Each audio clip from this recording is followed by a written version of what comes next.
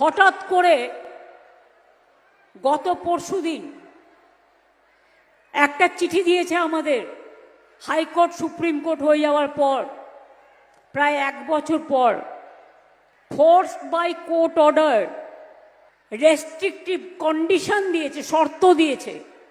Quarterly labour budget দেখাতে হবে। দেখাবার টাইম কোথায়? একটা গ্রাম সভায় মাত্র 10 জন কাজ পাবে, আর কেউ পাবে না। ট্রেনিং দিতে হবে। কবে ট্রেনিং দেবেন আর কবে কাজ দেবেন? আমি বলি, তোমার এই কাগজটা দেখছো না, এই কাগজটার কোনো ভ্যালু নেই, এটা ভ্যালুলেস। আবার আমরা ক্ষমতায় আসব, কর্মশ্রী 75 দিন এবারে কাজ হয়েছে, 70 দিন হয়ে গেছে, আরো 75 থেকে 80 দিন করব, আর 100 দিনের কাজ বাংলায় করবে।